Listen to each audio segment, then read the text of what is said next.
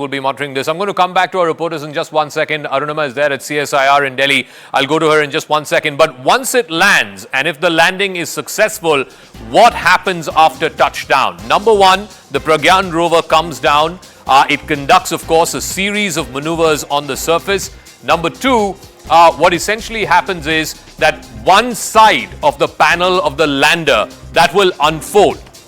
Then it creates a kind of a ramp. It's just a few meters. It creates a ramp from the surface of the lander to the lunar surface. A six-wheeled rover, the Pragyan, will then descend from the Lander Vikram out onto the moon's surface. Pragyan will move at a very snail's pace, almost like 1 centimeter per second. It will come out of the lander. It will then roll on to the lunar surface and then start scanning the moon's surface. What is it going to be looking for? It's going to be looking for water, traces of water, hydrogen, helium, and of course minerals that are stored on the south side of the moon. It will also in the process leave imprints of the national emblem, the Ashok stump as it were, and it will also have the ISRO insignia on its wheels. So on the tracks on the lunar surface, you're going to see both of those. And then the rover will communicate with the lander. Remember, the orbiter from Chandrayaan 2 is already there in space. So the Lander Vikram will be communicating to the orbiter from Chandrayaan 2,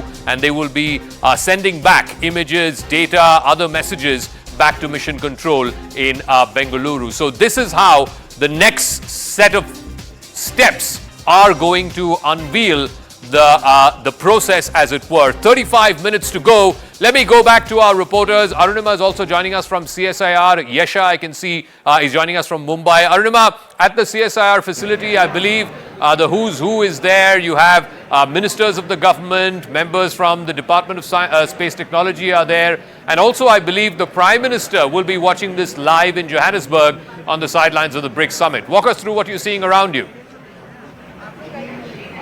Yes, let me begin by giving you a sense of this auditorium. It's not a very big auditorium, a small one here, but it's packed to capacity, and there are screens that have been set up outside as well. The minister himself is here, sir. Just one question, nervous or confident? Are you feeling the butterflies in your stomach? Confident. And any last minute message to Team ISRO, sir? We will speak after it's over. Sir doesn't want to speak much. He says he will speak after the event is over, but he says he's confident. So Dr. Jitendra Singh is here. You can also see CSIR and the other officials from the Science and Technology Department who are all attending this screening. There is a miniature of the rover that has been put in here, and there are school students waving the flags. These are students who have come here. Let me begin by asking this boy here, what's really the mood here? How's the Josh? Hi, he says, Zaka, and that represents the mood here for most of the students. Excited, some of them are already in their minds raring to go join India's budding space technology program. All right, Arunima, clearly schools across the National Capital Region and indeed other cities as well have sent out messages. They've sent out YouTube links. In fact, if you want to watch this on YouTube, just go to CNN News 18. The top stream there is the #1 stream in the country right now. 100,000 people are watching it live right now on the CNN News 18 YouTube handle. So what exactly is the Pragyan rover and the Vikram lander going to explore on the surface of the moon? Remember, when Chandrayaan 1, the first mission, went there, it looked at the possibility of water. Basis that, now there is a larger area that is in the permanent shadow of the moon. Remember, the south side receives far less sunlight than the equatorial region or other regions of the lunar surface. So the main aim will be to try and find if there is traces of water. The shadowy surface is believed to have much more water ice. The temperatures there are well below freezing. In fact, minus 2,000 degrees or minus 200 degrees. It could hold up to 100 million tons of water. The frozen time capsule, the temperatures there, like I said, could be minus 200. Just wrap your head around that for a second. Water freezes at 0 degrees. This is minus 200, which means it could preserve natural materials. It could preserve raw materials. And these insights and geological sort of developments will be priceless for ISRO scientists to learn as to whether there are insights into traces of hydrogen, methane, other gases which are essential for life to sustain whether those traces can be found. Not just those gases, minerals like sodium, mercury, silver, sources of precious metals. These are things that the rover will be exploring, and that data, whether it's in the form of pictures or messages, will be transmitted to the lander, and from the lander eventually to mission control. Now, the future explorations are also getting aided because of these lunar missions, because once you learn how to land on the moon, it certainly helps you with putting a man in space, the Gaganyaan mission that's coming up, and also there is Mangalyaan, the mission to Mars. So this is critical, and it's an ideal pit stop in that sense for future missions as well. Let me go back to our reporters. There is huge excitement all around the country, like I said, in schools. People are offering havans and prayers, namaz. It is incredible, the kind of scenes that you're seeing from across the country.